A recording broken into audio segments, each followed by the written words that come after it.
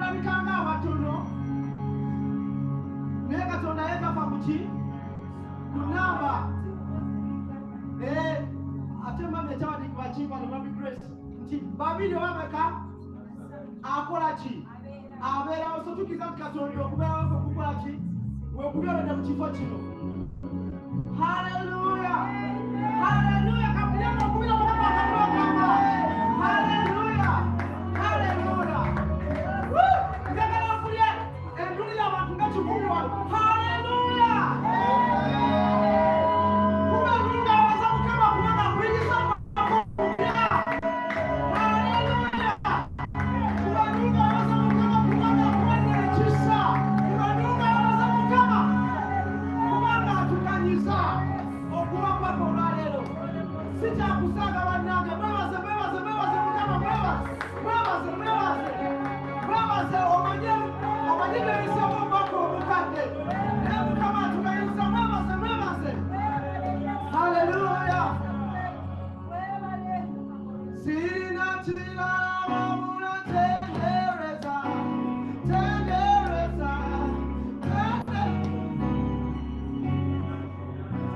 Haleluya.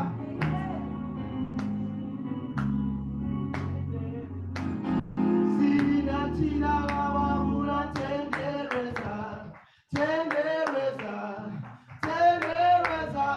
Sirina kirala wabula tendereza. Nagenda natendereza. Sirina kirala wabula tendereza. Sirina kirala wabula tendereza. Nagenda natendereza.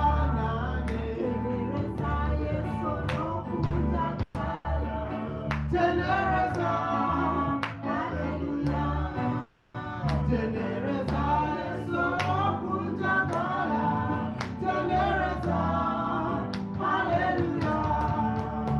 Obulamu bwali mu kabi Yesu yeamponya.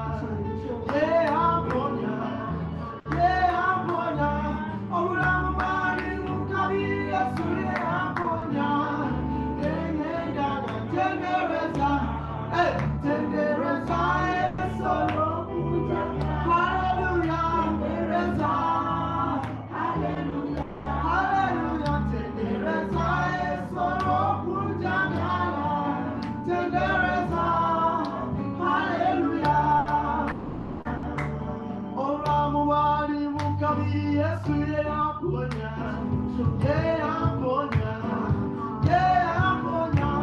Obulamu bwali mu kabi Yesu yeamponya. Ngenda natendereza. Haleluya. Haleluya. Tendereza. Haleluya. Tendereza Yesu okutagala. Haleluya. Obulamu bwali mu kabi Yesu yeamponya. Obulamu bwali mu kabi Yesu yeamponya. Haleluya. Kama zinamuka eleza tendereza Yesu okutagala. Haleluya. Tendereza. Haleluya. Tendereza Yesu okutagala. Haleluya. Haleluya. Haleluya. Haleluya. Haleluya.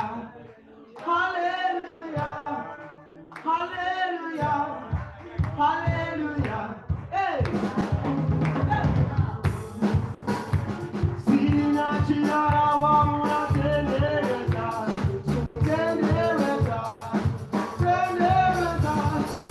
Sirina kirala wabula tendereza. Nagenda natendereza. Haleluya.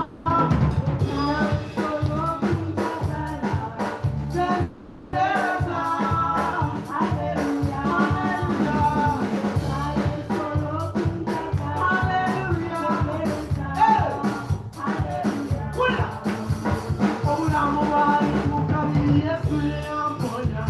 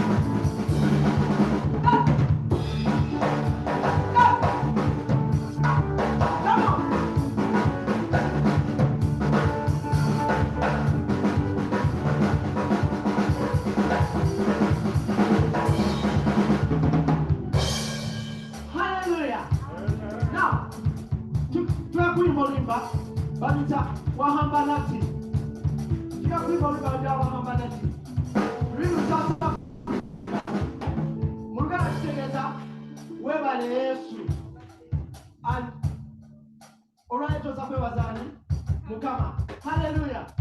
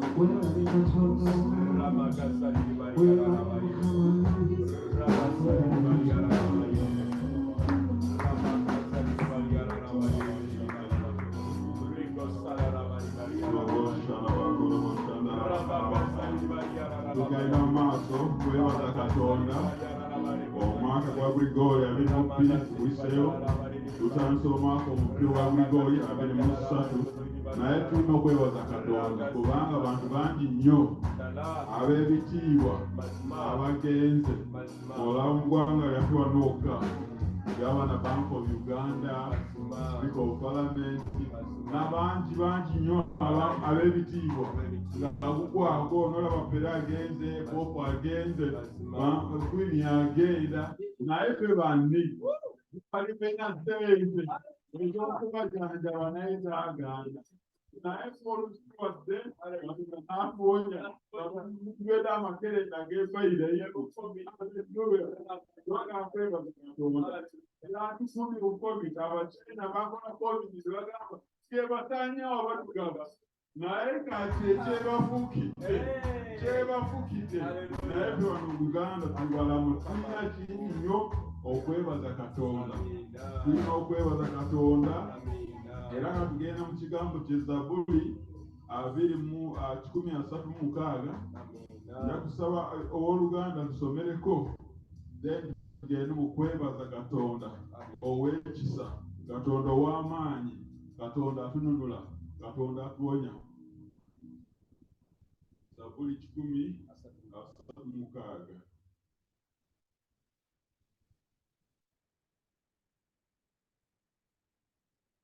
Zaburi 136 egamba bweti mwebaze Mukama kubanga mulungi kubanga okusaasira kwe kubeerera emirembe gyonna mwebaze Katonda w'abakatonda kubanga okusaasira kwe kubeerera emirembe gyonna mwebaze Mukama w'abaami kubanga okusaasira kwe kubeerera emirembe gyonna oyo akola ebyamagero ebikulu yekka kubanga okusaasira kwe kubeerera emirembe gyonna oyo ayakola eggulu n'amagezi kubanga okusaasira kwe kubeera emirembe gyonna oyo yasaasira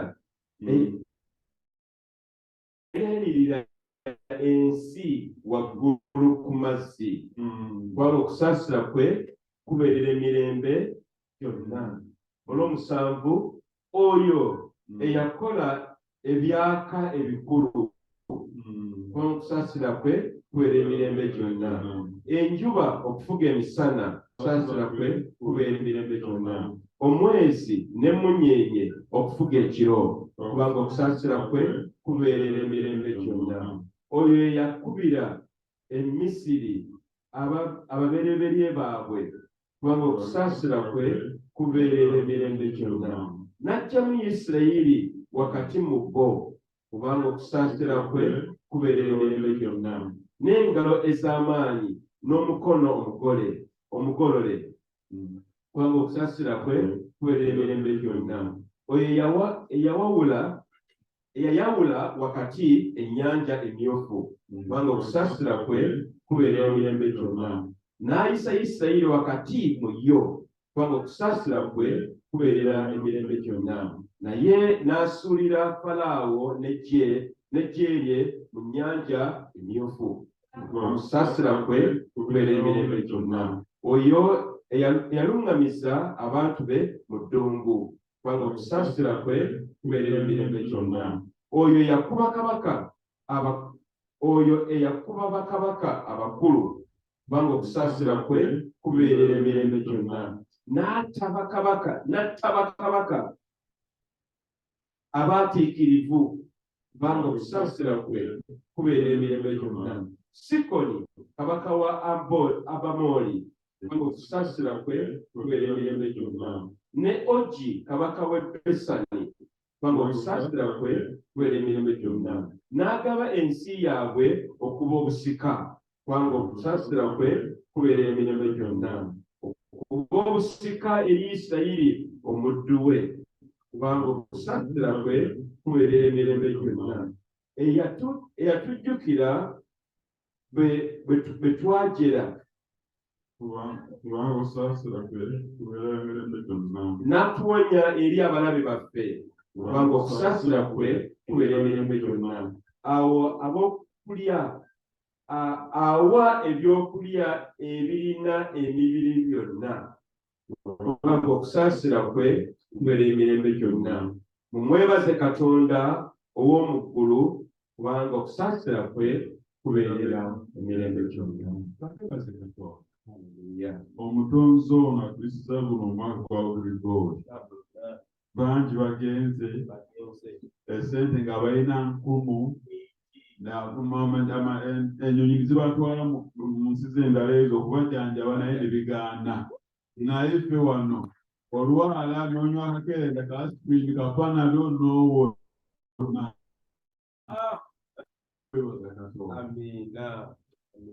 Saana tuze mu maaso g'okwebaza. Buli omu tulule emabega. Bangi abafidde mu mamotoka mu accident, muntu avuga abamukoonye mu Krismasi yennyini, bangi bagenze. Tulina okwebaza Katonda atuwadde obulamu. Saala tukwebaza nnyo nnyo nnyo bwetukoledde okutukuuma, okutuliisa, okutwambaza, okutususa, okututambuza, okutuwonya. Kataata Katonda waffe, gw'otukoledde bino byonna. Kulaba nti guno omwaka gwa Buligooli ogwatandika muwasipasentimbe nnyo, katumayo ekintu naagenda gutya. Laba taata, ennaku zino tuzikubye emabega, kubanga omukono gwo omutuukirivu gubadde gutulunganya, gututwala wegala tugende. Tukwebaza tukwebaza nnyo nnyo. Yanda wano mu kanisa GFM, tukwebaza taata kyotukoledde kubanga wezituwase. Kulaba nti ekitala okuzimba ekanisa yo n'ensongayo twebaani taata. Banno bakyali makutaliriba naye taata tulaba tokola omukono gwo gwamaanyi taata. Kono yonna ng'erina obuzibu bw'ekyo. Laba ozimba yakalayo, laba ozimba kanisaayo. Tukwebaza taata, tukwebaza Yesu, tukwebaza Mwoyo okutuyingiza ekigambo kyo, okutuyisa ekigambo kyo, okutuyamba tutegeere ekigambo kyo, n'otuwa obuwanguzi. Tukwebaza, tukwebaza. Tukwebaza taata, omwaka 2022 ogwa Buligooli guli mabega. Taata tukwebaza,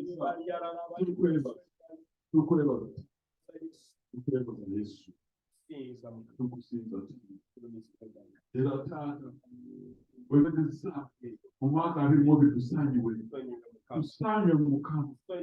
Byonna by'obadde obyatukolera naye ne tutya, kubanga tweraba nti tusobola. Tusaanyiwe taata, tusonyiwe mu tusaasire obusaasi bwo tubikeko taata.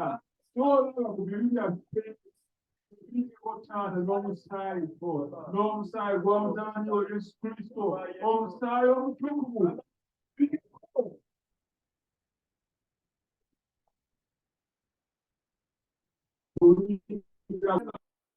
Tuli batukuvu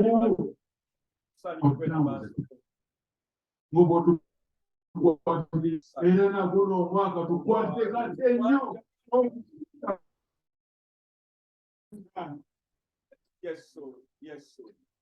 Some Zaburi 9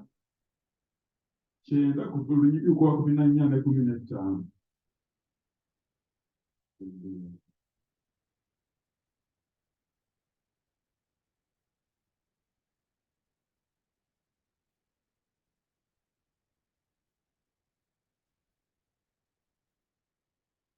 Zaburi 9 Utandika lunyiriri 14 ne 10 tugamba bwe luti. Otukuse enkya enkeera n'okusaasira kwo. n'okusaasira kwo. Tusanyukenga, tujaguzenga ennaku zaffe zonna zino z'omwaka 23. Genda maaso. Otusanyusenga ennaku bwe ziri zewatubonyaabonyezaamu, era emyaka bwe giri gyetwalabiramu obubi, omulimu gwo gulabikirenga abaddu bo, n'ekitiibwa kyo kirabikirenga ku baana baabwe, era n'obulungi bwa Mukama Katonda waffe bubeerenga ku ffe. Era otunywerezenga emirimu egy'emikono gyaffe. Weewaawo emirimu gy'emikono gyaffe oginywezenga. Kalusabe guno omwaka gwa Gligori 23. Katonda ajja kutuusa nga bukyali, atusanyuse nga bukyali, alwane entalo zaffe, ate ng'eggwanga ng'ekontinenti COVID ono abaluse China aleme okutuyingirira, asigaleyo buli mu China oba mutugavu ajanga yeetise ebya COVID watuuka ku ttaka lya Afrika ettaka awone. Haleluya.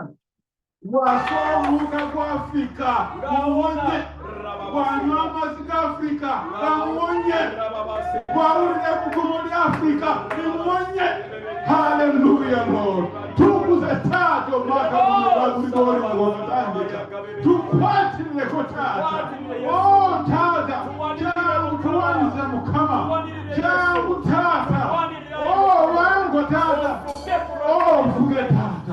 That ensi yaffe eno Uganda nezemalikumazinga Afrika Taata ejja kuba continent Lord ewonya, tugamba katulangirira essaawa zino ku maanyi ga Yesu Kristo ng'ettaka lyaffe lirijja kukkiriza akawuka konna konna akabako nabo ak'olutalo okulwanyisa abantu okutusaanyaawo tukajja kulisaanyaawo. Olwaleero lulangira bw'ettaka tojja kukkiriza COVID, bw'empewo tojja kukkiriza COVID, bw'amazzi tojja kukkiriza COVID, bw'omuliro n'ebbugumu tojja kukkiriza COVID. Buli kawuka akajja wano kaffe tube balamu mu linnya lya Yesu Kristo. Tukwebaza Taata, tukwebaza Taata, tubeere Taata mu mwaka guno gwa Gligori 23 Taata, tuwangule, tugagawale, tukwatireko Taata, tunyweze Taata, tuleme okutambulira mu kibi, tutambulire mu butukuvu. Omukono gwo gw'obutukuvu Taata utugale, utwale mu maaso. Tukwebaza Taata mu linnya lya Yesu Kristo tusabye. Amiina, amiina. Abaweereza mwebale nnyo okutuweereza. Essaawa zituuse ez'obujulizi, naye nga tunatuuka awo njagala era kuddamu mwebale omwaka, mwebale okutambuza ennaku ezo eza Gligori, ennaku 365 si nnaku ntono. Haleluya, haleluya. So tuwaaniriza mu mwaka guno ogwa Gligori 23 mwabasobodde okujja. Ndoza abamu babadde bakyakala nnyo bakyebase, ndoza bajja kujja okusaabisa ettako. So mwena waliwo ajja wano omulundi okusoosa olwaleero, osoose okusabira wano olwaleero luno olusooka weegusoose. Tulina omugenyi wuuli wali, tukwanisa nnyo, weebale nnyo okubeera naffe. Kulaba nti olwaleero mu mwaka 23 osazeeyo okujja. Oba onoonya kanisa tukwaniriza nnyo, oba eno w'ovudde, oba okozeeyo, oba How do you Obatulabire. Hallelujah. Obatulabire bonna.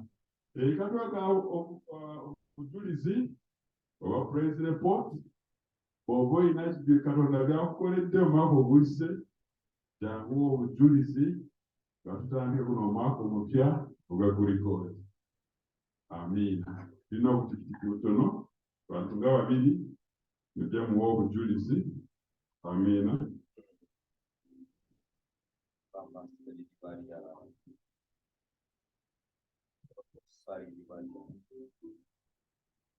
Yesu waffe yeebazibwe. Amiina. Neebaza Mukama okubalabamu. Neebaza Mukama olw'ekyo tukyali balamu we tuli kussa. Twebaza Mukama olw'ebyamagero by'akoledde ekkanisa yaffe. Naye nsinga okwebaza Mukama nze n'omwami wange n'abaana baffe. Twaweza emyaka 21 mu 2015. Tukyebaliza Mukama nnyo obukuumi bw'atuwadde, okwagala kw'atuwadde, okusembeza emitima gyaffe gy'ali, okutuyigiriza ekigambo kye n'okunywerera ku kigambo kya Mukama. Neebaza Mukama olw'ekyo. Mukama abawomesa. Amiina. Amiina. Tukyuse giya twanirize mukale waffe, mulabizi waffe Pastor Godson ajja atuwa ekigambo. Kubanga tutubeera ku lw'omugaati gwokka wabula ku lw'ekigambo ekiva Mukama Katonda. Kusumba jangu osumbe ng'otuwa ekigambo. Tumukubira obugalo ng'ajja. Tukutendereza Yesu oli mwana gwandika. Tumireko ffena wamu. Oluyimba lukulu nnyo kubanga Mukama abadde mulungi omwaka oguwedde. Omulokozi Yesu tukutendereza Yesu oli mwana gwandika. Omusana gunaziza nebaza omulokozi Yesu tukutendereza Yesu oli mwana gwandika. Omusana gunaziza nebaza Yesu omulokozi Yesu tukutendereza Yesu oli mwana gwandika. Omusana gunaziza nebaza omulokozi Yesu tukutendereza Yesu oli mwana gwandika. Omusana gunaziza nebaza omulokozi Yesu tukutendereza. Balayimbira ku Yesu oli mwana gwandika. Omusana gunaziza nebaza omulokozi. Yibuse emikono gyo waggulu ozibirize ku maaso go. Oweebaze Katonda oyo omulungi eyakulokola ggwe, n'atalokola kwini wa Bungereza, n'atalokola bano abasajja banene omusumba badde agamba musumba Samu Bagonza, naye n'akulokola ggwe, n'akukuuma, n'akwagala, n'akutaasa accidents guno mwaka ogwedde, n'akutaasa COVID, n'abeera naawe emisota n'ogiyitako nga n'okumanya tomanyi nekitakubojja. Weebase Katonda n'otambula amawanga gy'obadde, n'ogenda ku country n'okomawo, n'okola byonna by'okoze. Mukama n'akulabirira, n'akuwa engoye z'oyambadde, emmere gy'olidde ebadde ya Katonda. Mukama tukwebaza. Osande omwana gw'endiga ogulumizibwenga ali Mukama Katonda wa Ibulayimu, wa Isaka ne Yakobo. Mukama tukusinza amachago olwaleero tulina omwakweka naye Mukama ffe ekkanisa ya GFM tuleta saddaaka mu maaso go saddaaka ey'okwebaza gwe Mukama olw'obulamu bwaffe olw'amaka gaffe olw'obulokozi bw'otuwadde olw'enjiri gye tuwulira ekigambo kya Katonda okwolesebwa kwe tulina Mukama osaanidde tuzze Mukama okwebaza olunaku olwaleero tetuzze kusaba mazzi oba kusaba ngoye ndala naye okujjako okwebaza guno omwaka oguyise ne guno ogenda okutandika Mukama tukusinza Mukama tukugulumiza osaanidde ayi Mukama ffe baani ayi Mukama n'otuwanira entalo zaffe n'osasula amabanja n'otuwa ensimbi n'otuwonya obulwadde Mukama tukwebaza n'otuwa amayumba tukuga amamotoka Mukama n'otuwonya okufa ayi Mukama osaanidde omulabe n'abamadaliga jibisiga jjanga omuliro najjanga amazzi n'amataba naye n'oyimusa omutindo n'akatuyinza emisimu ne gijja lubaale najja ne tumusoboza ebigere byaffe Mukama osaanidde ogulumisibwenga ayi Mukama otenderezibwenga kabaka abakabaka terina omwakweka naye Mukama tukwebaza Yesu notukonya mu kanisa muno netufuuka omuntu omu ekitolo kimu Mukama olw'okwaya yaffe olw'abakebezi ababulizi b'enjiri abakadde b'ekkanisa abadinkoni boodi Mukama n'otuwa layisinsi yaffe Mukama guno omwaka taata tukwebaza Yesu ogulumizibwenga taata Rabasiri. Yogerako mu nnimi w'Oluganda. Yogerako mu nnimi dakiika 2:36. Yogerako mu nnimi rimosamemenirimayire. Ramakasere manogoriribaye. Remeneketeri ararabaregozoriribayire. Ramakakaseri ararabaregozoriribo. Remeneketeri ararabarereberiba. Mabaga kababarereberi ararabayerebe.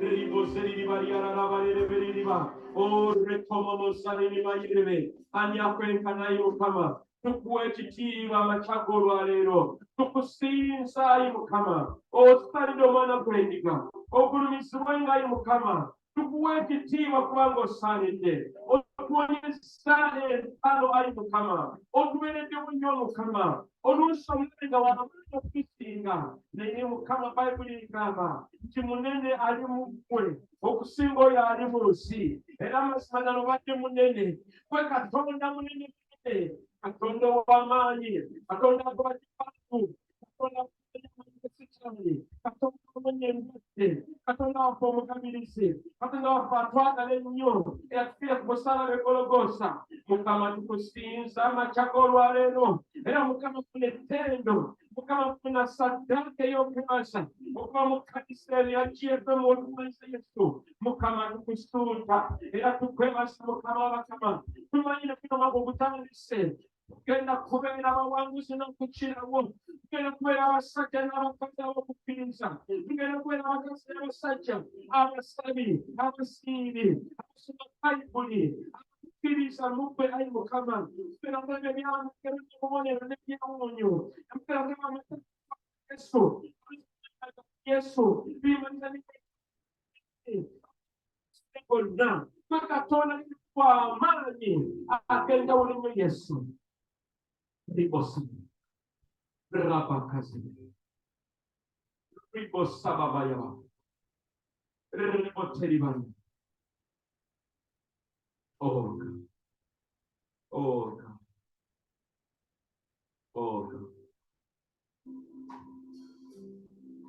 mutukuvu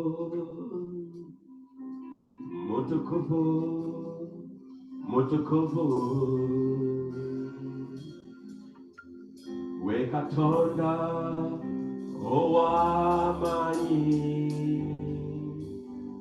eyali oli era oliba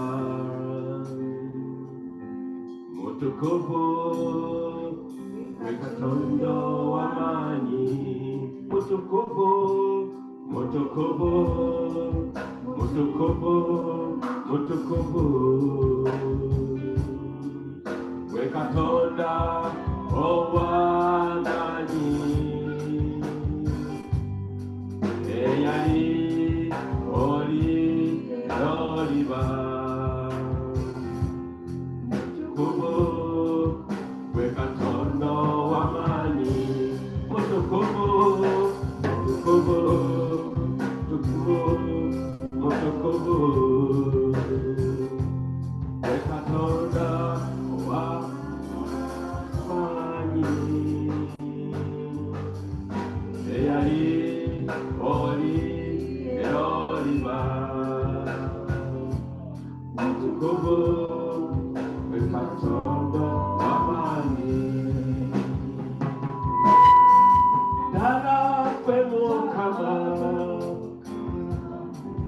Katondo w'amawanga erinnya lyo ly'amaanyi okumenye ebigo omukono gwo gw'amaanyi okulokola bonna okuvuga kwo kw'amaanyi era kw'okubeera kubeera mulamu kwamubeerabeerawo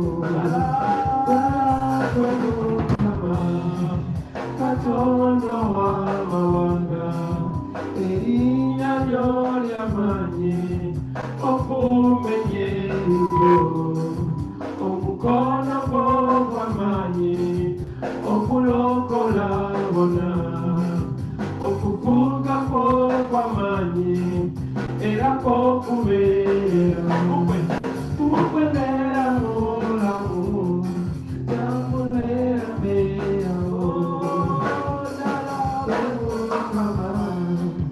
Katonda w'amawanga erinnya lyo ly'amaanyi okumenya ebigo omukono gwo gw'amaanyi okulokola bonna okuvuga kwo kw'amaanyi era kw'okubeera okubeera mulamu kwamubeerabeerawo Yesu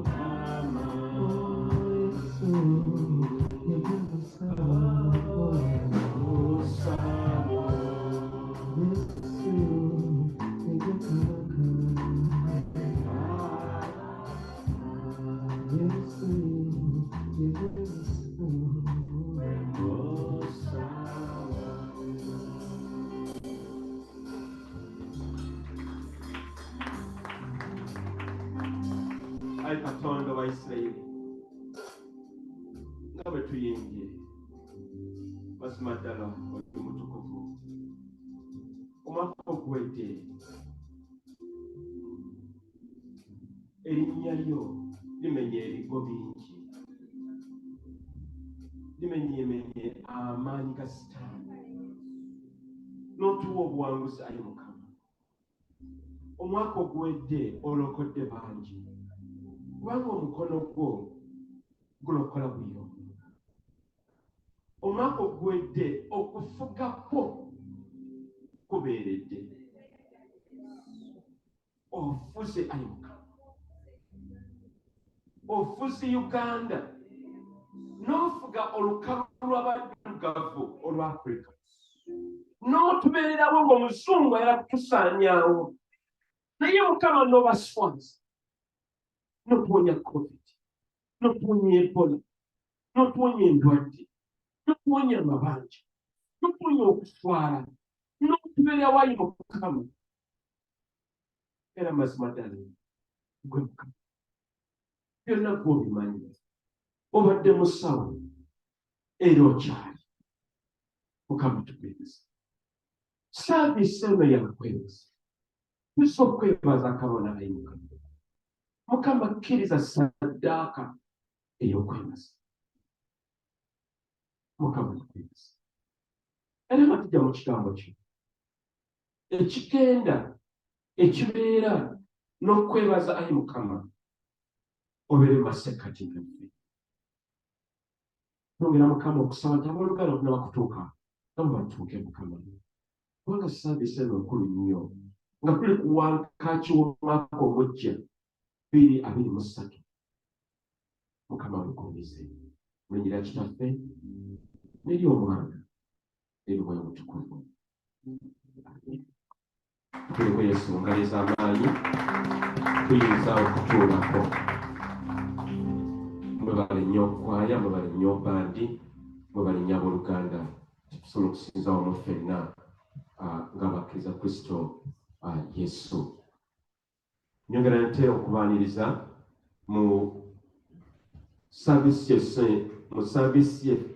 saavisi yaffe eno esoose ey'omwaka 2023.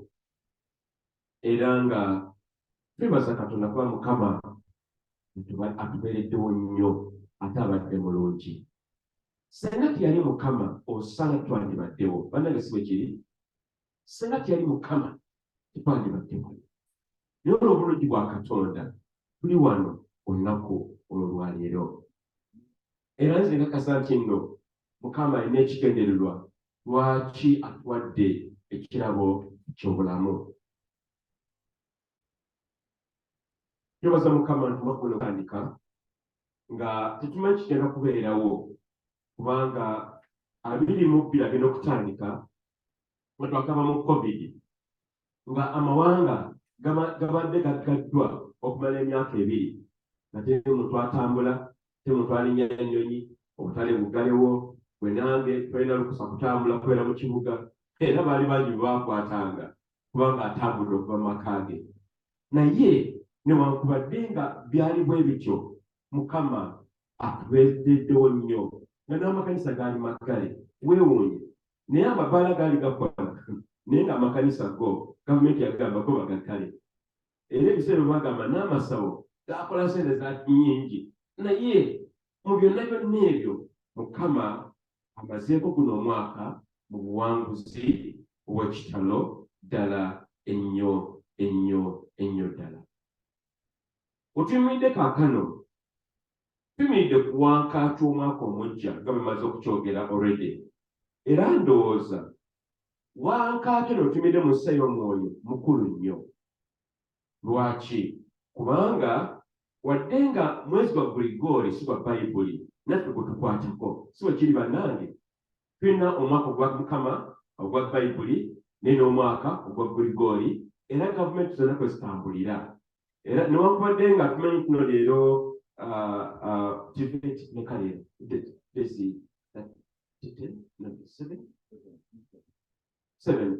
tulina omwezi gwa Tibeti ogw'ekkumi ogwa Bayibuli, ennaku z'omwezi 7. Newankubadde nga bwego bw'oba oli namala akuwa check nga guliko n'owandikako Tibeti 7 omwaka 15,793 tebakuwa ssente, teri yazikuwa, bajja kugamba ogw'omwaka tetugumanyi. Kati n'ensonga eyo tetuyinza kudda okugayaalirira kuba mwaka mukulu nnyo mu ngeri nnyingi nga bwe tugenda okulaba.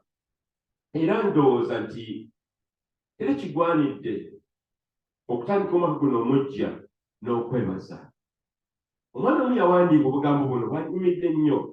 Yagamba nti bw'otuula wansi okulya emmere yo, enkoko yo n'akawunga oba n'amatooke, saba. N'agamba bw'olya omugaati ku makya, weebaze Katonda kubanga yagukuwadde. Bw'onywa akasoodako n'akatunda akakwafu, jjukira nannyiniko ye Katonda yatonda akatonda. Eri omuntu yatonda akatonda wano, Mukama ye akatonda, si bwe kiri? Akatonda kugwa akakuwoomera oba ennaanansi. N'agamba n'agamba nti bw'oba oyambadde engoye zo jjukira okusasira kwa Katonda okuwa engoye. Kubanga sikuba mu nnyumba yo ng'oli bwereere bagamba oli mulalu. Naye Mukama takikkiriza n'akuwa engoye zitooyina. N'oyina saati emu oba bbiri nozo tuzebalize Katonda. N'agamba nti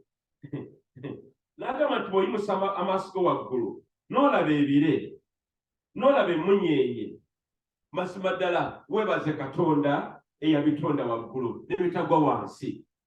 Emmunyeenye zibeera waggulu ne zibeera eyo nga tezirina muti kwe ziyimiridde, naye emmunyeenye ezo n'omwezi n'enjuba yennyini bibeera Mukama gye biyitereka waggulu tebivaayo. Naye mu byo mwe tujja omusana ne tweyagala twebaza Katonda. N'agamba nti twebazenga Katonda olw'ebyo Katonda bye yatonda era bye yakola. N'agamba emiti, n'agamba enva endiirwa zonna za Mukama yazitonda. Oyo nakati gwe gw'oyagala ne doodo teyava mu Amerika, Mukama yamutonda. N'agamba twebaze Katonda kubanga ye Katonda mukulu ate era munene.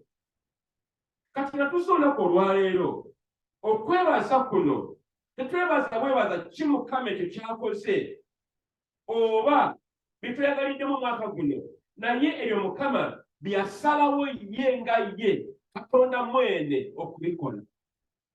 Byatakoze bimulekere era ekyo kyesonyiwe. Amanyi lwaki takikoze, naye ebyo byakoze tubimwebalize kubanga ye Katonda mukulu ate era w'amaanyi. Mu ndagaano enkadde bakabona babangayo ssaddaaka ez'okwebaza. Bw'oba ogenze mu bitabo bya Bayibuli tulaba bakabona bano babangayo ssaddaaka ez'okwebaza. Abamu ku bo bajjanga n'obubuzi bwabwe oba n'obuliga nga bakaleese akaliga ako nga ssaddaaka naye yakwebaza bwebazi. Naye naffe olwaleero tuse na kaliga oba na mbuzi nose n'omutima gwo okwebaza Katonda kubanga byakoze bikulu ate mazima ddala nabyo bingi. Omutume Pawulo yayimusa eddoboozi n'okwebaza nga yeebaza Katonda olw'emikwano gye n'abo be yabulya nabo enjiri. Era omusajja Pawulo bbalwa ze yawandiika zonna yatandikanga nakwebaza Katonda olw'ebirungi ebyo by'abakoze. Yesu yennyini bwe yajja ku nsi kuno naye yeebazanga Kitaawe ali mu ggulu. Jjukira yali mwana naye ng'amanyi Katonda yamuwusengeka ku nsi kuno gy'ali era yamusobozesa. Yesu yeebazanga bwe yali awa ekijjulo ekyasembayo ekyo yayimusa omugaati naye ne yeebaza. Yesu bye yakola bye tulina okukola, bye yakola bye tulina okukola kubanga beebaza Katonda oyo nannyini ggulu n'antameggwa liiso ddene lwe lwazi lwaffe. Ye Katonda oyo yatuwanirira, ye Katonda oyo atulwanirira, ye Katonda oyo atubeereddewo. Osaana n'oluusi teri omuntu nga kubeereddewo n'onoonya kojja taliiwo, naye Katonda n'akubeererawo. Gamba nti amiina, gamba nti amiina. Ye Katonda oyo mwaka tegwadde mwangu, naye m'obuntu obwo bwonna Mukama n'atubeererawo. N'olwekyo Katonda ono agulumizibwenga ate era atenderezibwenga. Kwa Filipo essula ey'okuna olunyiriri olw'okuna okutuuka ku lunyiriri olw'omusanvu. Abafilipi essula ey'okuna bali mu Twebaza olunyiriri lwakuna okutuuka ku lw'omusanvu. Pawulo awandiika ebbaluwa eno eri Abafilipi ng'agamba bw'ati: musanyukirenga Mukama waffe ennaku zonna, nate njogera nti musanyukenga. Okuziriikiriza kwammwe kumanyibwenga abantu bonna. Mukama waffe ali kumpi. Temweraliikiriranga kigambo kyonna, naye mu kigambo kyonna musabenga n'okwegayiriranga wamu n'okwebazanga bye mwagala bitegezebwenga eri Katonda. Pawulo atuwa oluggi kuyinga tutya maaso ga Katonda. Pawulo agamba oluggi olusinga obukulu okuyingiriramu ng'ogende wa Mukama kwe kwebaza. Bwe twebaza Mukama tumuwa ekitiibwa.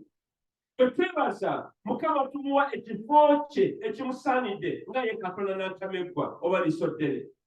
Bwe twebaza Mukama agulumizibwa.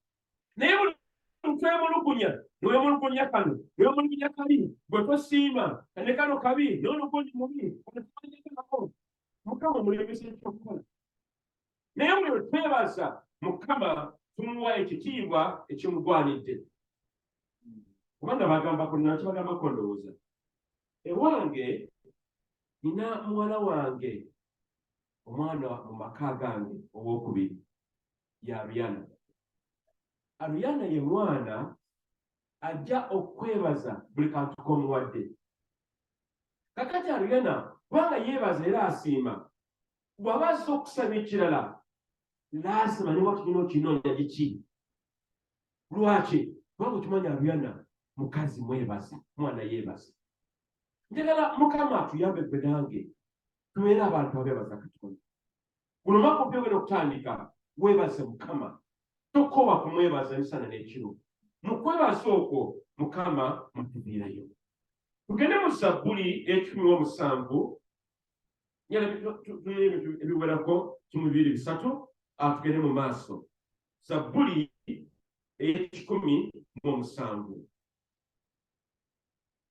Omukadde w'ekkanisa Samwiri yasomye mu Zabbuli 16. Yabadde nga angobereza nga angoberera. Yabadde mu mwoyo. Zabbuli 10, tubikule bannange. 17. Si ekisoma yonna, nja kusomako ebitundu tugende mu maaso. Lwaki tulina okwebaza? Lwaki Mukama asaanidde ettendo? 17. Egamba bw'eti, mwebaze Mukama kubanga mulungi. Bwe bwetandika.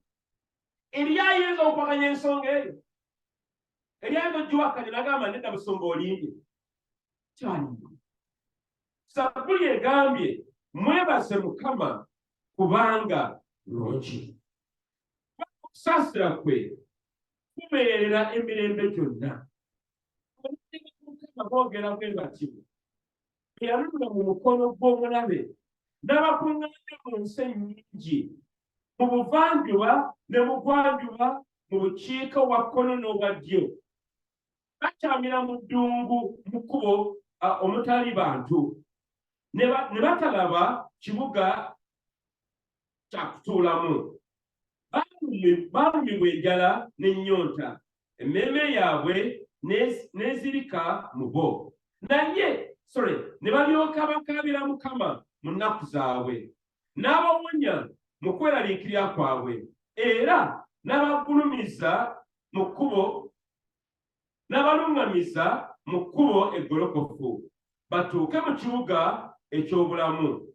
Kale singa abantu batendereza Mukama olw'obulungi bwe n'olw'ebyamagero bye eri abaana b'abantu, kubanga akussa emmeeme eyeegomba, n'emmeeme erumwa ennyonta agijjuza ebirungi. Mukama bannange yeebazibwe. Mukama bannange yeebazibwe. Bayibuli egambye ajjuza emmeeme ebirungi. Kakanyana 10. Abo abatuuka mu kizikiza ne mu kisiikirize ekyokufa nga basibibwa ennaku n'ekyuma, kubanga bajeemera ebigambo bya Katonda ne banyooma okuteesa kw'oyo ali waggulu ennyo. Kino kankyogere bwenti, osanga abantu abakaabya amazina agasinga obungi mu mwaka oguwedde be bajeeme. Bajeemera ekigambo kya Katonda ne beegulumiza bo mu bo. osanga senga bakkiriza Katonda n'ow'eggulu badde balamu nabo onde nga baafa abamu ku bo. Lwaki? Kubanga Katonda abonereza ekibi. Bayibuli egamba empeera y'ekibi kwe kufa. Naye bwe twenenya tufuna obulamu. Abajeemu bo tebalaba bulungi bwa Katonda. Balaba nnaku, eyirigombe, maziga n'ebiringa ebyo. Naye gwe nange abakkiriza Katonda enjawulo tugenda kukiraba nga twebaza Katonda. Nga tukkiriza ono Katonda yatulokola n'atujja mu nsi eya Sitaani n'atuzza eno tetuli kaakano nga tuli baana ba Katonda. Gwe oli mwana wa Katonda. Mukama yakulonda kubanga akwagala gwe ng'omwana we. Era gwe oli wa njawulo. Toli nga balala bonna bonna. Oli wa njawulo gwe era oli mwawufu. Mukama yakulonda n'akwawula n'akuteeka mu kifo ekyo w'oli kaakano gwe oli mwana wa Katonda. Era gwe oseeyo ogenda mu ggulu gamba nti amiina kubanga oli wa njawulo. Mukama yeebazibwe. Kakati nga tugenda mu Zabbuli eno, biki bye tulina okwebaza mu mwaka guno oguyise 2022? Katonda olw'obulokozi. Gwe okyayimiridde ssebo naye bangi bafeebye ebaagwa. Covid agenda okuggwa nga abantu abafudde mu Kristo Yesu bangi ddala. Naye Katonda gwe nange n'atutaasa ne tuyimirira. Mugerese w'okunja ennyo n'onyweza obulokozi bwo.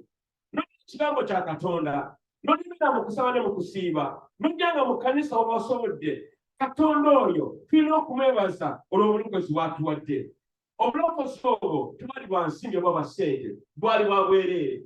Mukama tekuggyako musolo gwonna wadde n'akatono, naye obulokozi bwe bwa bwereere. Bayibuli egamba nti oyo amukkiriza aba n'obulamu obutaggwaamu.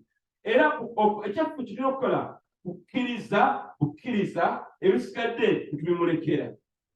Era gwe nange wano mu GFM twafuuka ekkanisa eya Namaddala, si ekkanisa eya Godson, naye ekkanisa eya Kristo Yesu, ekkanisa eya Katonda mwene n'antameggwa. Gwe nange oli kitundu ku kkanisa ya Kristo gye tugerako nako olwaleero.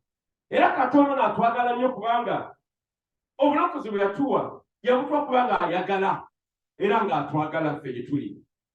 Ensonga ey'okubiri, twebaza Mukama olw'amaka gaffe.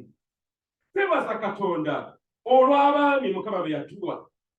Omukyala Grace abadde atugamba kati emyaka 10-20 kasookedde nga bagamba nti nja kwagalanga era onoberanga mukyala wange oba omwami wange.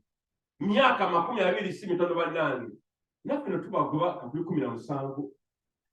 Nsala tulibakwata mulowooza. Wali 21 bali okukkaanya ensonga eyo. Gwe bali okufumba maama munnange. N'obobeza ettooke. N'otako n'endaggu. N'oluwombo. Otukoze bulungi munnange. N'otumya musajja wa Katonda. Era tulaba muggumivu maama. Okoze omulimu gw'amaanyi. Era kati genda mu maaso. Genda mu maaso. Twebaze Katonda olw'abakyala be tulina. Singa abakyala tebaliwo mu nsi muno, ensi yandibadde nzibu nnyo. Era nze bw'onzijjako oweewange oba onzise, mba sisobola. Gemazima sisobola. Naye abakyala baba banjawulo nnyo era tubeebaza. Muli baakitiibwa mu maka gaffe. Era mmwe mutuwa enkizo okubeera abasajja naffe ab'amaanyi. Era mmwe mutusanyukira amaka ne gakula ne gabeera nga galimu kyamo kimu ze musanyuko nga makumivu nga gabuguma kyembadde nnoonya nga gabuguma. Mukyalo wange atambula nnyo n'agende kokido n'akomawo n'agende teso nadda n'agamba ekyano ngenda gana nti kale nomutwalako yakot n'akomawo n'agamba kati enkya ngenda situza nti kale weewaawo naye bw'aba taliwo ennyimba ebeerawo nga bwebeerawo naye ebinyogoga eba teweera. Era bw'oba otambula musumba Mukama yeebazibwe nti amiina. Omukyala ali ludda wa atali wala nnyo ali wano kumpiivi oba toweera bulungi naye bw'aba waalinawo otambula nawe ojjudde bulungi ng'oggumidde. Twebaza abakyala baffe Twebaza Mukama ng'abaana Mukama byatuwa. Amaka galimu baana oluusi gabeerawo ebizibu byako. N'abaana bwe babeerawo amaka gabeera amajjuvu ddala. Oluusi n'okwede ng'abaana babeera balungi batwalidde enkiiri ne tubaza Mukama olw'abaana baffe. Tubaza Mukama olw'abakoddomi baffe gye twawasa oba gye twafumbirwa. Mukama tubeebaza, Mukama yeebazibwe. Tubeebaza Mukama kubanga Mukama bonna abo eyabatuwa. Tubaza Mukama b'enganda zaffe, bakkojja basenga, bajjajja abakyaliyo. Kati ffe tugenda tukula nga bala bagenda bavaako. Naye abakyali tubeebaza Mukama olw'ekyo.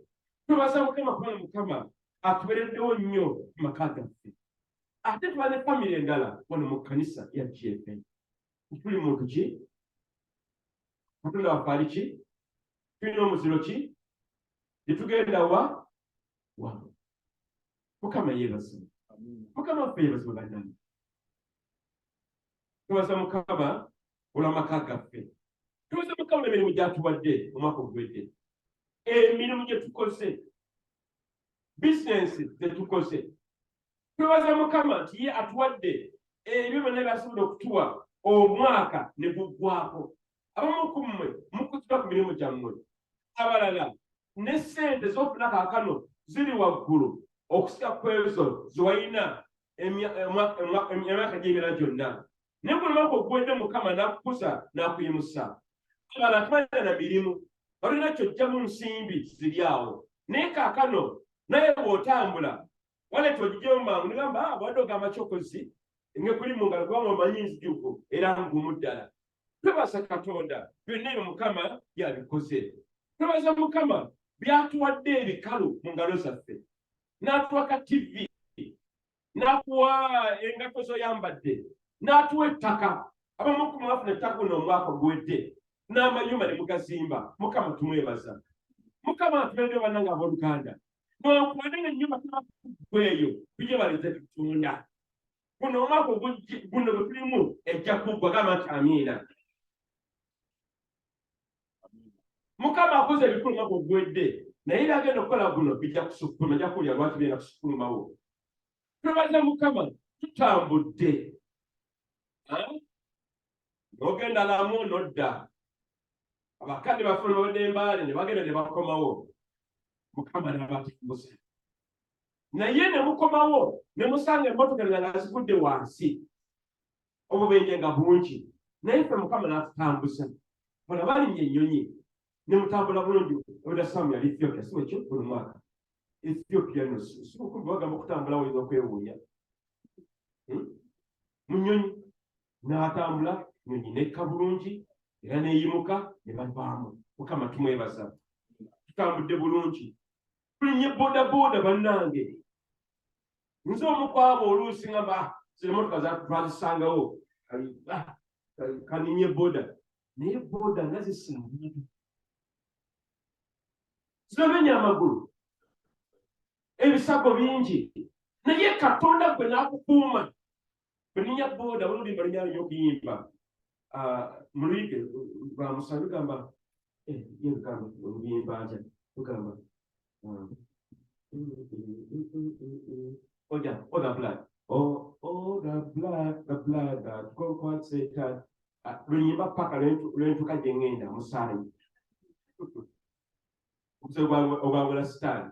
Naye Mukama tumwebaze n'atubeererawo nnyo etugeze yonna. Ngambye twebaza ne Mukama olw'ekkanisa yaffe. Okwolesebwa Mukama kwe yatuwa. Okulungamizibwa Mukama kwatuwadde. Twebaza Mukama olw'abakebezi baffe. Abayimbi bano ab'ebidongo ne babeerawo okubuulira enjiri. Newankubadde oluusi kintawaanya nnyo ne tubuulidde enjiri, twabuulira enjiri omwaka guli ne guno. Abiri mu gumu n'abiri mu ebiri. Abantu abawulira enjiri omugatte wamu basuka mu 100. Era abalokoka basuka mu bantu 400. Naye tubalabako. Naye tulina okuddawo tugamba nti bino byaffe bibi. Katonda mulamu. Bwe tubalabako Mukama akimanyi. Luliba olwo balijja, gamba nti amiina. Balijja. Mukama yeebazibwe. Twebaza Mukama guno omwaka entalo z'alwanyi zibadde nnyingi mu maka gaffe. Nga bw'emisimu byonna Mukama byakoze ebikulu ate bibadde by'amaanyi.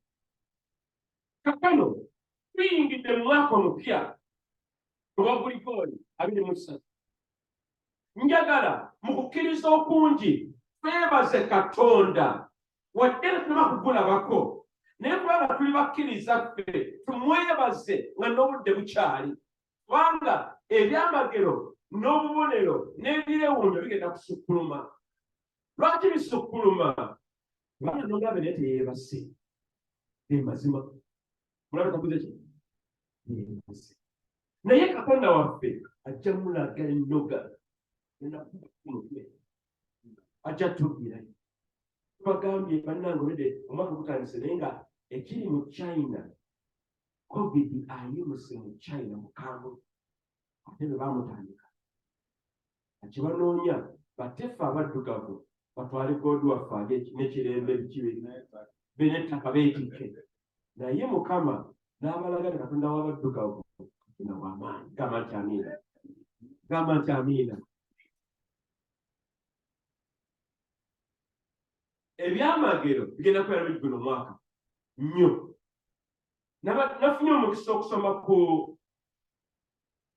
ku bunnabbi oba Oluganda wano mukwano gwaffe bamuyita Cindy Jacobs. Bwe nali mu Isirayiri mu mwaka wa 2016 namusika ne mukwatako ne mu ngalo twali mu Isirayiri twalina ati Grace yawadde obunnabbi naye obunnabbi buno si bumwe yekka nga nabbi omu naye abannabbi abalala bali mu mawanga ag'enjawulo ne bakkaanya ku nsonga ezabadde zibeerako nnyingi ne bagamba guno omwaka gujja kubeera mwaka gwa nsiitaano entalo zigenda kubeera nnyingi naye ne bagamba wadde nga zijja kubeera nnyingi ne Mukama agenda kuyimusa amaanyi. Gamba nti amiina. Ajja kuyimusa amaanyi ge nti omulabe wawadde asobola okutega ogwe tojja kugwa naye ojja kuyimuka obeere omukazi n'omusajja ow'amaanyi. N'agamba guno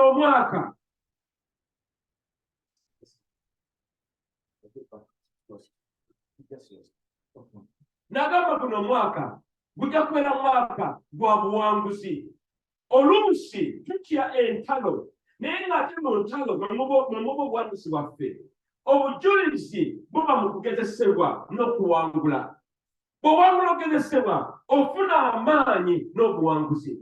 Bw'omala okugezesebwa obeera musajja na mukazi atudde waggulu. Yesu Kristo yagenda ku musaalaba n'agezesebwa. Bamukuba emiggo gyali mingi ddala natuukayo ku ntaana eyo ya Yesu Kristo mu Isirayiri. Yesu Kristo yabonaabona ku lw'enjiri ne ku lulwo nange. Ne bamusa ku musaalaba ne bamuteeka amabwa ku mutwe gwe ne bamunyoomanya ne bamutaka ne bamusambasamba n'agezesebwa n'alemerako.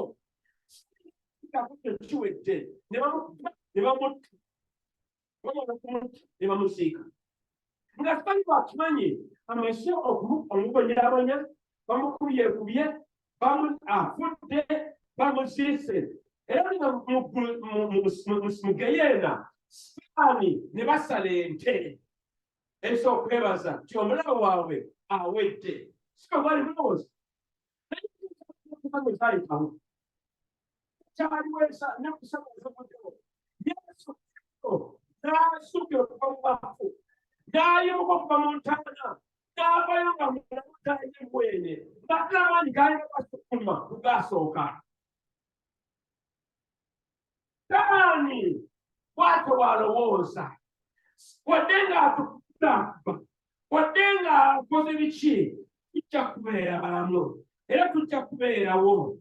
Mukama ajja kutuviirayo buno omwaka oguwedde nebigenda mukozesebwa kungi nnyo. Katonda mwana ajja kutuviirayo kubanga ye Katonda. Wadde ng'entalo zijja kubeera nnyingi. Omukazi ono Cindy Jacobs agamba bw'ati mu bunnabbi bw'omwaka guno agamba nti osanga mumpulirize bannange mumpulirize agamba osanga mulema kigambo ekyo osanga sematalo w'okusatu yantandika omwaka guno watu bagamba ate nga bw'olaba kati amawanga bwe galimu kaakano bw'obanga ogendera ebigenda mu maaso kisoboka. Kambazeeko naga katono nnyo.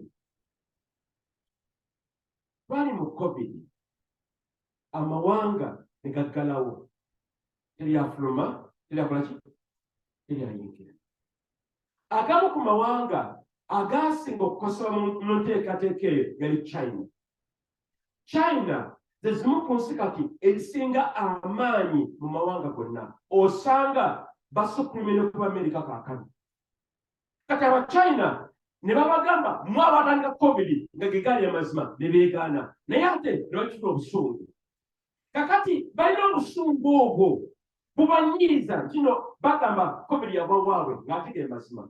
Naye bagamba mu kalulu kakajja buseera bagamba bwebadde mbagalira mumwokya nagamba oda mbagalirawo buseera bwonge buno naye nga bwemumwokya bwe batero China bwetu bwekuze.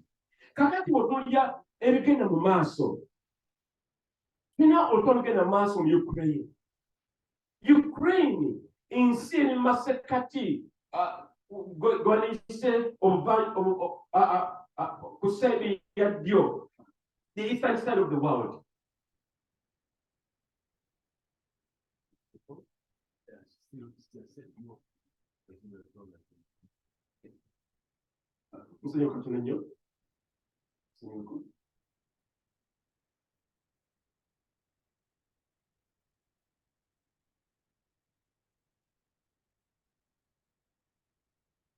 Bade ngamba nti Ukraine yalumbibwa n'ensi eya Russia. Kati Russia naye omusajja waabwe Putin, dictator, musajja buzibu nnyo mu kuyiwa omusango, talina buzibu n'ekyo, mu kutta obussa abantu, talina buzibu n'ekyo. Era y'ensonga ki mu mawanga gonna mu nsi yonna kaakano Russia y'ensi esingamu abasajja abatono ennyo mu nsi. Lwaki? Kubanga abasajja abasinga mu Russia bafiiridde mu ntalo za Putin emyaka n'emyaka. Era abambi abakazi aba Russia tebenda basajja babawasa. Sigamba nti gendayo mu Luganda ngamba just point ngamba. Naye kyengamba kyekino kino Russia bwemala okulumba Ukraine yali emanyi mu nnaku bbiri tekwamaze okwamba akabuga ako. Naye amawanga gano aga NATO oba ag'abazungu ne bateekamu amaanyi. Kakati olutalo lufuuse ku sayidi ate endala kuba kati Russia batandisa okudduka. Naye Russia ne China bamukwano mukago ddala. Era kisoboka nti nno senga amawanga gano ag'abazungu gabagweddemu amaanyi mu lutalo, ne China yandegatta ku Russia.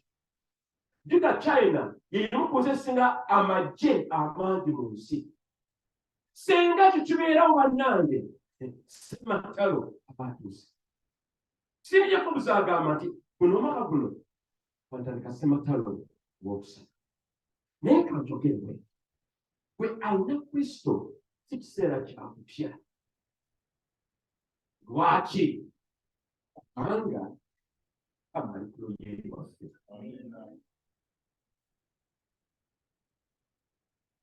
Wadde entalo weeziri oba zijja kubeerawo, ffe tuli bawanguzi n'okukira. Katonda waffe oyo ajja kututaasa. Obulina bw'omukyalo n'obugamba genda maaso kasembye ensonga eno. Agamba nti buno omwaka gulimu kaakano njagala omwaka gwa Godson. Godson mu kitabo ky'olubereberye brother ekyokuva, Isirayiri yali mu nsi y'Abamisiri nga abaddu. Baali basoma mu kitabo kya Godson. Naye Mukama bwe yabonerezanga Misiri nga ebigweri mu Misiri ebyo tebituukayo. Naye ng'ensi ki? Bwe bajjanga ebikere bwe byajja tewaliwo ogesebwa kw'ebikere. Ani amanyi ebikere bwe bifaanana? Singa kibuukabuuka mu ddiro lyo n'ekirala ne kijja n'ekyokusoma ekyokuna okola otya?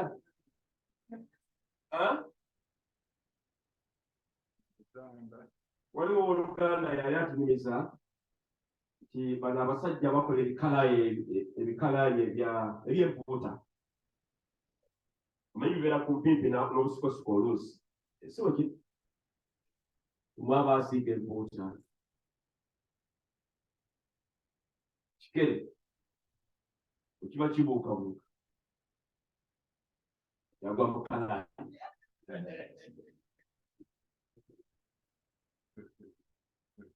Naye teyakiraba. Manyi bw'oteekamu empuuta embisi mu kalaayi ekola etya ca ekiri kyali kibisi ekyo mu kalaayi kati abaasena customers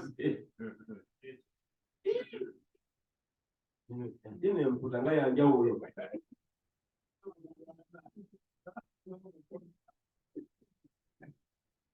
Temubuuza byaddako naye abasole we yakoma naye ebikere nga byajja mu nsi ya Misiri ne bifuuka ekizibu naye mu Goshen tebyatuukayo.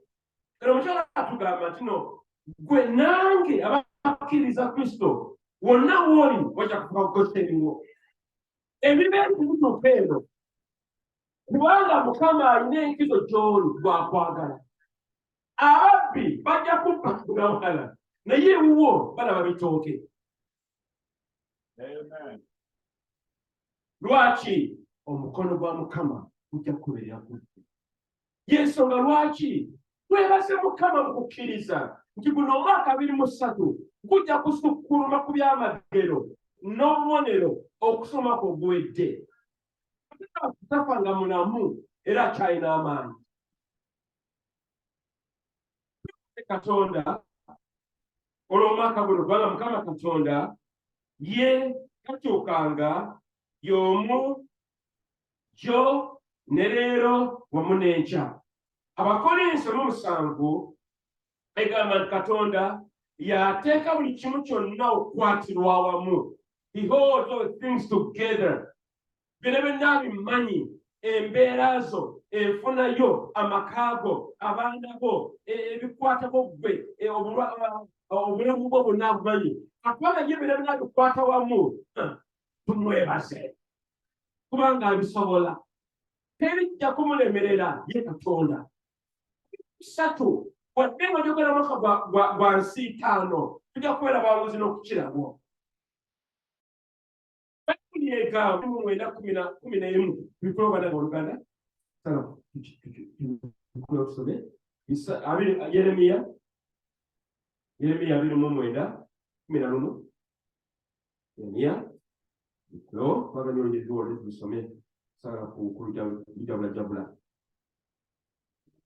nisatu kama weruti 2:9 brother 11 kama weruti Luganda nti kubanga manyi ebirowoozo bye ndowooza gye muli bw'ayogera Mukama, ebirowoozo by'emirembe so si bya bubi, okubawa okusuubira enkomerero yammwe ey'oluvannyuma. Mukama akugambye guno omwaka ogenda okutandika tulina okubabaza kubanga yamanyi ebirowoozo ebikwatako ggwe si bya bubi n'ebya bulungi. Gamba nti amiina. N'olwekyo twebaze Katonda nga tumanyi Katonda waffe mazima ddala guno omwaka ajja tuwa obuwanguzi. Era gwe nange senga tunabeera bakkiriza ne tukkiriza mu kya Katonda Mukama tumwesiga tujja kulaba ebyamagero ebisooka mu misingi. Ojja kukola by'otakolangako, ogende gy'otagendanga, owangule gy'otawangulanga nako. Lwaki? Olw'okukkiriza. Bayibuli egamba nakusanyusa Katonda bagenda kukkiriza. Kukkiriza okwo muggwe ojja kulya ebinene era ojja kugaziwa, owanvuwe ogende mu maaso okole ekyo Mukama kyayagala ggwe okole. Era ffe ng'ekkanisa tweteeseteese okukola ebyamagero guno omwaka ebisukkulumye guno omwaka oguwedde. Lwaki? Ani yali amanyi nti GFM naffe tuzimba kanisa? Ani yali amanyi tuzimba kanisa mu kanisa? alina yaffe era nsogemuka eryabo wono era mukumutekuera nga waggulu eri bambi nga musazeeko lwaki katonda wakuminamu era eno wiiki natandika tuli wasilaamu ey'amaggulu tugenda kugiyiwa lwaki kuba Mukama Katonda sobola ate era w'amaanyi era katonda otwogerako olwaleero atambuza emyaka gyonna gyetuyiseemu ajja tutambuza niguno omwaka 23 ye Katonda oyo owa Yeremiya ye Katonda oyo ow'omusajja we Ibulayimu owa Isaaka ne Yakobo ye Katonda oyo atelemererwa tukoowa ye talwala byonna byonna bimanyi oluganda teweeraliikiriranga yamukukkiriza guno omwaka tukkiriza mbeera kuzibako kayumba beera mukazi akukkiriza tuna okwenda kuwasa ebyange byaganda bakamanyi biki kimusolinnya oluganda gamba nja kubeera muwanguzi nja kuzimba ennyumba eyo nja kufuna bizinesi eno Mukama ajja kuntambuza nja kulamulako mu mawanga nja kukola zino breakthroughs kijja kusoboka tuna okubagiza oluganda yimusa okukkirizapo byakwata mu nsi ey'omwoyo n'abifuula ekiriwo kinyiininyini kankyogere bwe nti Mukama bwe yagamba okuva mu watoto kyaki byali bigambo n'agamba genda ononye endiga zange ezaabula mubulire n'enjiri byali bigambo ebigambo ebyo kaakano bifuuse ensonga era kati ebigambo bituukiridde okubeera wano ekigambo Mukama kye yagamba kituukiridde okuzimba ebizimbe bibeera pulaani bisakana birowoozo ebirowoozo ebyo ne babissa wansi ku pulaani ekizimbe ne bakiteekawo olulimi ne bakiteekawo eno kali ne bakateekawo kali ku lupapula so kiri bannange katufuka ebipapula ebyo bwebala okufuka ebipapula ekifuuka ekizimbe buno wutudde bizimu ku pulaani ezo byasokera n'obwongo na birowoozo ate bigambo byogera tobikkirwa kera bigambo bibi maama ze zinsanze babafu batwabaaki tetufumbirwa bafu tetugaggawala niko tubeera ffe ani yakugamba olugamba era abasajja balina bayibuli babegamba bwetyo bentambulira oba kikola nokuloba nedda bentambulira Mukama ajja kunsangayo eyo bimusa okukkiriza abooluganda bimusa okukkiriza kwanama ddala batugamba mu bayibuli mu theological school bagamba nti essula y'okuva 14 abaana ba Isirayiri bava mu Misiri bagende mu nsi ensuubize naye nga balina okusala omugga omumyufu ennyanja myufu bagamba nti amazzi ago tebalinyamu bulinnya kusobola oba nayitawo bwe bati oba naaweta wano bagamba batambula amazzi nga gabatuka mu bulago mu kifuba ne gayitawo mabiri ne gatawo ne gabuka waggulu bwe gatuka mu bulago ennyanja neyokamu okukkiriza ogendakanyageko nalyono binjirayo ddala oli okisepeddako kisikala woobadde yimuka owooluganda Mukama gyatwagala eyo babule tugamba nabamanyi Mukama bajja kukola ebinene n'ebikulu bira omukwabo ebeere mabega eyo Mukama Uganda tuweereze Katonda tukole emirimu egiggwanga tuyimise eggwanga Uganda Mukama ajja tukozesa gwe nange senga tuba tukkiriza Katonda yensonga lwaki tulina okukozesa Katonda olwaleero n'omwaka guno mujja wadde nga tugenda bakubbeera mu maaso tubaza Mukama olwa January yenna tubawaza olwa February ne March ne April ne May ne June ne July ne August ne September ne October ne December in advance tulina ebintu Mukama atambule tutema kutuuka agende mu maaso kamuli agende mu maaso tutoke yeeyo atiwe emisanvu atiwe ebikonge atiwe olwoludokesitaani esamba kabweri haleluya okukkiriza okwo Mukama kwatwikira kwena era Katonda ono Luganda tukole era tubeere. Njagala kumaliriza saavisi eno. Ekyokusatu tukabasa Mukama kubanga embeera zaffe z'omu maaso ziri maaso ga Katonda. Era ebigere biri mu maaso biri maaso ga Katonda. Y'ensonga lwaki tusobola okwebaza Mukama wadde nga n'obudde tunaba kutuuka omwaka oguggwa. Kubanga future yaffe eri mu mikono gya Katonda. Era mu ye tuyinza kuva ku mulamu okwo ekisoboka. Era Katonda ono eyakola eggulu n'ensi ali naawe era ali nange. Ensonga y'okuba twebaza Katonda kuba Katonda ye mwene mwesigwa, talemererwa, n'antameggwa, akola ebyamagero. Ye Katonda Yaawe y'erinnya erisingayo amaanyi mu bintu bya Katonda, omamanya ga Katonda. Lwaki twebaza Katonda? Kubanga ye Yaawe. Mukama yeebazibwe. Tumire ku magulu gaffe, tumire ku magulu go, yatumaliriza saavisi eno obudde bugenze nnyo. Njagala oyimusa eddoboozi webaze Katonda olw'omwaka guno gutumaze n'omwaka guno ogutandisa 2023. Yimusa eddoboozi Oluganda webaze Katonda. Yimusa eddoboozi. Kwaya bannange mujje. Haleluya. Abasi. Yimusa ku ddoboozi Oluganda sinabawulira amaloboozi ago. Ribo salere beri. Ribo kobo bali bariana. Ribo saliri bariana. Ridori kaziri bariana rabani. Rababasteri bariana rabani bari.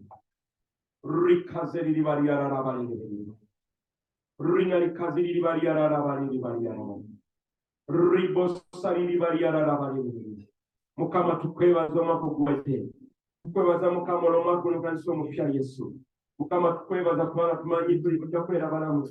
Tujja kubeera abasajja n'abakazi abalina amaanyi n'okukkiriza. Tujja kubeera balamu ayi Mukama. Tuwangule ayi Yesu. Tufuuke kyogera tubeera ayi Mukama. Era Mukama ekkanisa eno n'abantu abali mu kkanisa muno abali ku mukutu n'abali mu kaakano n'abo abatali wa Yesu. Mukama tulangirira tujja kubeera bawanguzi n'okukira wa Yesu. Kulaba omukono gwa Katonda. Ebe byamagera ayi Mukama. Olwana agatalo ga Sitaani gonna Yesu. Otuwa obuwanguzi kabaka w'abakabaka. Otulingane mu buwanguzi bwa Yesu. Tubeere nga tuli ekkanisa emu olwazi olwa Katonda Yesu. Ribo sama. Mukama tukuliza. Mukama tukusiima.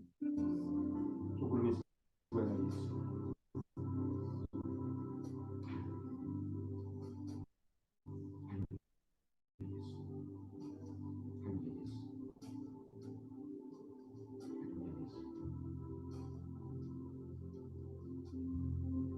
Twebaza Yesu.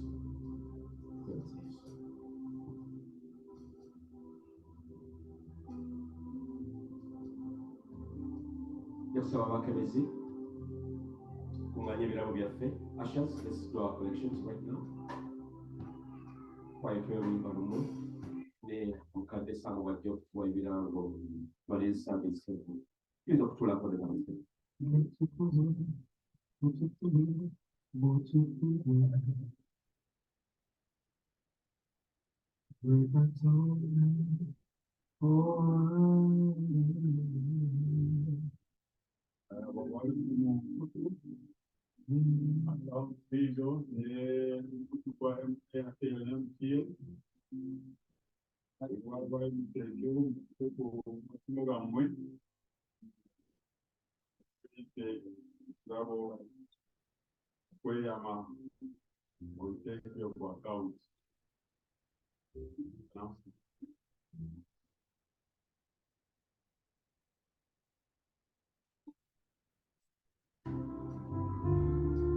Kwebaza Katonda kulw'omwaka 2022 ogwise bingi byatukoledde amagero.